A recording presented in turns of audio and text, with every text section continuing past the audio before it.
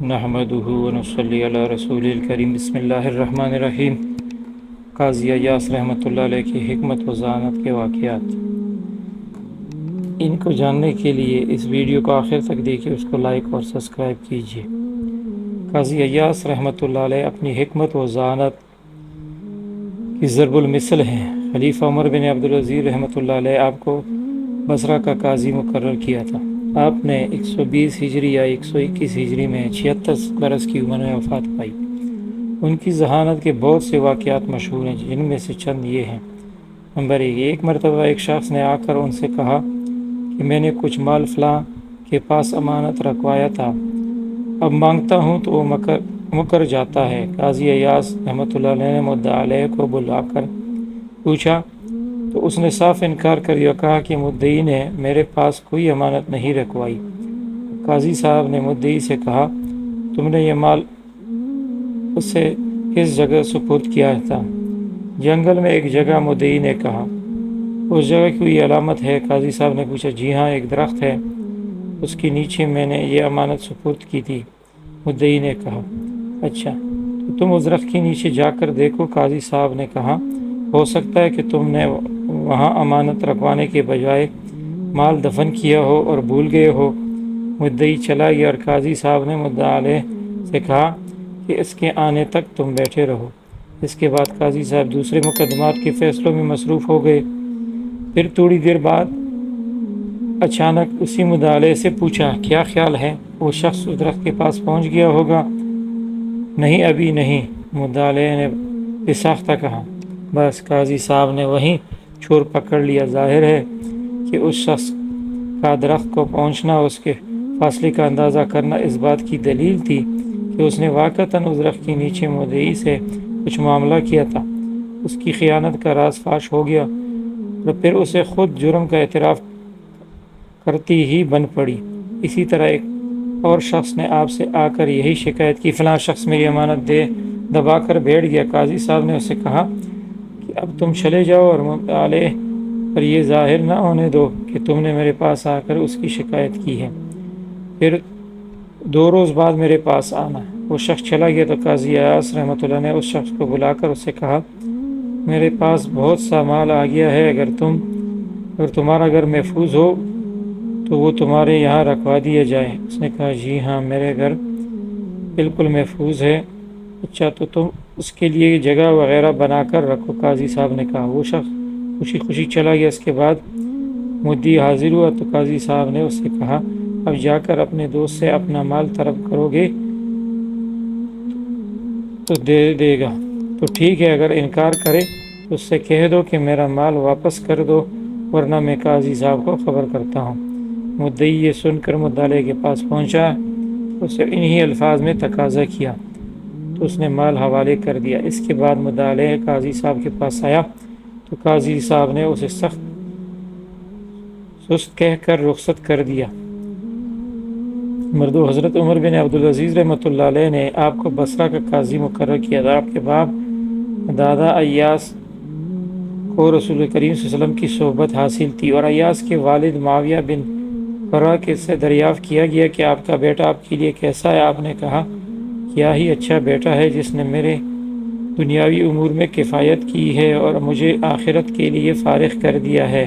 اور ایاس ایک عاقل، فاضل اور زیرک آدمی تھے، اور آپ کی زیرکی کا واقعہ بیان کیا جاتا ہے کہ آپ جگہ پر تھے، وہاں ایک واقعہ ہوا جس نے خوف پیدا کیا۔ وہاں 3 عورتیں تھیں جنہیں آپ جانتے نہ تھے۔ آپ نے کہا، یہ حاملہ ہونی چاہیے، یہ معرضہ ہونی چاہیے اور یہ باکرہ۔ اس کی تحقیق کی گئی تو جیسے آپ نے سمجھا تھا ویسے ہی تھا۔ آپ سے دریافت کیا گیا، آپ کو یہ بات کہاں سے حاصل ہوئی؟ آپ نے فرمایا، خوف کے وقت انسان اپنا ہاتھ اپنی سب سے پیاری چیز پر رکھتا ہے، اس کے متعلق خوفزدہ ہوتا ہے۔ میں نے حاملہ کو دیکھا کہ اس نے اپنا ہاتھ پیٹ پر رکھا ہوا تھا، بس میں نے اس سے اس کے حمل پر استدلال کیا، اور میں نے معرضہ کو اپنا ہاتھ اپنے پستانوں پر رکھے دیکھا تو مجھے معلوم ہوا کہ یہ معرضہ ہے، اور باکرہ نے اپنا ہاتھ اپنے فرج پر رکھا ہوا تھا، مجھے معلوم ہو گیا کہ یہ باکرہ ہے۔ نمبر 3، ایاس بن معاویہ نے ایک یہودی کو کہتے سنا کہ مسلمان کدھر کس قدر احمق ہیں، ان کا خیال ہے کہ اہل جنت کھانا کھائیں گے اور پاخانہ نہیں کریں گے۔ ایاس نے اس سے پوچھا کہ کیا سب جو تو کہتا ہے اسے پاخانہ کر دیتا ہے؟ اس نے کہا نہیں، اس لیے کہ اللہ تعالیٰ اسے غذا بنا دیتا ہے۔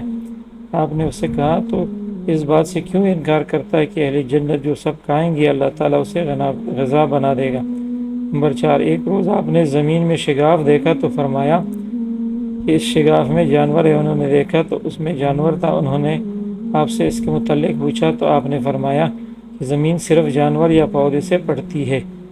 حافظ نے بیان کیا ہے کہ جب انسان ہموار زمین پر پٹی ہوئی جگہ دیکھے تو اسے غور سے دیکھے، پس اگر وہ اسے گرنے سے پٹا دے اور اس کا پٹنا برابر ہو تو اس سے معلوم ہو جائے کہ وہ کمبی ہے، اور اگر پٹنے اور حرکت میں غلط ملت ہو تو اس سے فوراً معلوم ہو جائے کہ وہ جانور ہے۔ نمبر 5، عمر بن عبدالعزیز اموی رحمۃ اللہ علیہ نے اپنے دور خلافت میں اپنے نائب عراق عدی بن عطارہ کو لکھا کہ ایاس بن معاویہ اور قاسم بن ربیعہ کو اکٹھا کر ان دونوں میں سے جو زیادہ جری اور تیز ہو اسے بصرہ کا قاضی بنا دے۔ اس نے دونوں کو اکٹھا کیا تو ایاس نے اس سے کہا، اے میرے امیر، میرے اور قاسم کے متعلق فقیہان مصر حسن بصری اور محمد بن سیرین رحمۃ اللہ علیہ سے دریافت کیجیے۔ قاسم ان دونوں کے پاس آتا تھا اور ایاس ان کے پاس نہیں آتا تھا۔ قاسم کو معلوم ہو گیا کہ اگر اس نے ان دونوں سے پوچھا تو وہ دونوں اس کا تعارف کرائیں گے۔ اس نے امیر سے کہا، میرے اور اس کے بارے میں دریافت نہ کیجیے، خدا کی قسم جس کے سوا کوئی معبود نہیں، بلا شبہ ایاس بن معاویہ مجھ سے بڑے فقیہ اور قضاء کو زیادہ جاننے والے ہیں۔